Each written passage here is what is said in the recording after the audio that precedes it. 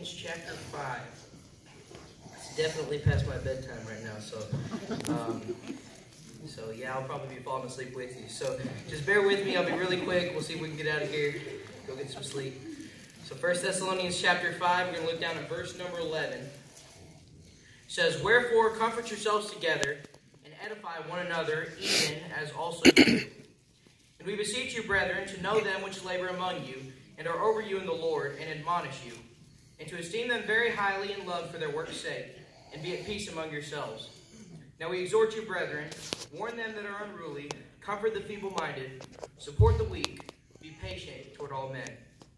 Now, here in this chapter, the Apostle Paul talks about the present state of the day here in the Bible time. Now, back in verse 1, he had previously said, "But of times and seasons you have no need that I write unto you, for yourselves know perfectly that the day of the Lord cometh as a thief in the night." In writing this chapter to the church at Thessalonica, he basically summed it all up and said, look, the times are bad, people are wicked, but God's coming soon. And he builds us all up, and he talks about how they should live as Christians up until you get up to verse 11 through about 14. And up till verse 11, in our text verse here, it says, "Wherefore comfort yourselves together, and edify one another, even as also you do." Now, the same is true in our day. We live in a wicked world. Times are tough, but God is coming soon. And sometimes we look at things and we see that times are bad, and we see that discouragement is everywhere. So today I'm going to be talking about how to encourage one another. Now, before we can really talk about encouragement, I'm going to talk about discouragement for a little bit. Now, the first thing we're going to see is the reality of discouragement. Luke 6:25 says, "Woe unto you that are full, for ye shall hunger. Woe unto you that laugh now, for ye shall mourn and weep." All throughout the Bible, we see different examples of people that were discouraged. King Solomon, he actually was the wisest man ever to live on the face of the earth. He said, "The day of one's death is better than the day of one's birth." He was so discouraged that he talked about, "I just want to die. It would be better for me to die than for me to be born." Jonah, when he was sitting under the plant, he was sitting there and he had just done something great for God. And he was so discouraged that he asked God to kill him. Jeremiah was known as the weeping prophet. He was so discouraged through most of his life. David, the psalmist, he wrote some great psalms about being happy, but he had some really low depths, talking about how his soul despaired within him. Even Paul, he said in 2 Corinthians 1:8, he said, "We were pressed out of measure, above strength, insomuch that we despaired even of life." And the same is true today, that people are discouraged all around us. We have to come to the realization that discouragement is real. And I think nobody is arguing that point. Everybody's been discouraged before. Either you've just been discouraged recently, you're in a trial right now that's got you discouraged, or you're going to have something soon. We all know that discouragement is coming. So, and this is for the saved people. He's talking to saved people here. Imagine how depressing and discouraging it must be for those who don't have Jesus. He said earlier in verse 5, he said, "You're all the children of light and the children of the day. We are not of night nor of darkness." So it must be terribly discouraging for those who don't know Christ. Now that we've seen the reality of discouragement, we can look at the results. There's not always going to be someone there to encourage us. In our world today, people are so discouraged, turn to suicide, drugs, alcohol. Christians will throw away what they've been taught just because of a little discouragement, because of a great discouragement. I'm not going to make you turn there. Over in John 21, Jesus has just died. He's risen from the tomb. The disciples don't really know what to think. And Peter's discouraged. He turns to the other disciples and he says, "I go a-fishing."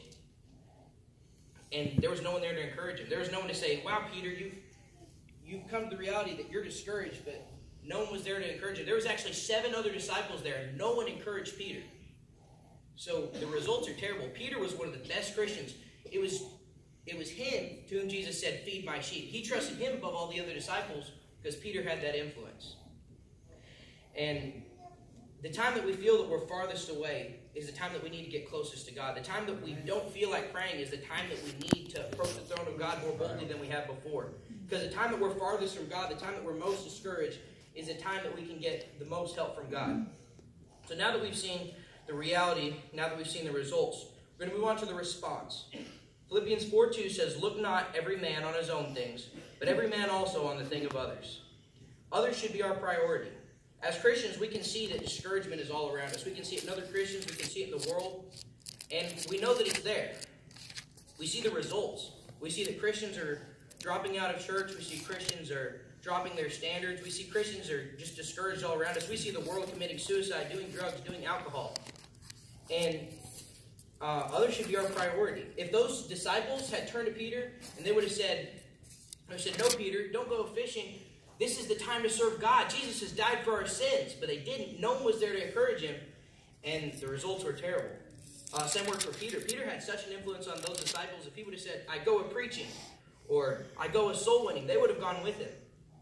And that's the influence that you have on other people. You can encourage other people because of how other people look at you. Our main objective should be others. And our personal discouragement, like Peter had, can't discourage us from encouraging other people. I'm going to make 3 quick statements about encouragement, and then I'm going to be finished. The first thing we see is encouragement is a command. Verse 11, it says, Wherefore comfort yourselves together and edify one another, even as also you do. It doesn't say if you feel good. It doesn't say if you're encouraged. It says comfort yourselves together and edify one another. It's a command from God. That should be enough. The second thing we see is encouragement is a choice, not an emotion. Verse 12, he's talking to them. He says, we beseech you, brethren. He has to ask them. He has to beg them to encourage other people. Now, before it said, even as also you do. But then he said, I beseech you. Now, if we encourage people just out of our emotion, then nobody's going to get encouraged. If I encourage you because I feel sorry for you, that's going to go away soon. But if I encourage you because I realize that it's a command from God, and that it's my duty as a Christian to encourage you, then I'm going to encourage you out of principle and out of practice, and that's how I'm going to live my life. Encouragement should not be an emotion. It shouldn't be, I'm encouraged, so I'm going to encourage somebody else. It should be, I've got some things going on in my life. I'm discouraged. But God said to encourage other people, so I'm going to encourage other people. That's how we should be as Christians. And the last thing we see is encouragement is a commitment. Verse 14, it says, Now we exhort you, brethren, warn them that are unruly, comfort the feeble-minded, support the weak, be patient toward all men. Now, encouragement takes work. It's not something that just happens. You don't see somebody that's in distress and it's just an easy fix. That's why he says comfort, and that's talking to those in distress.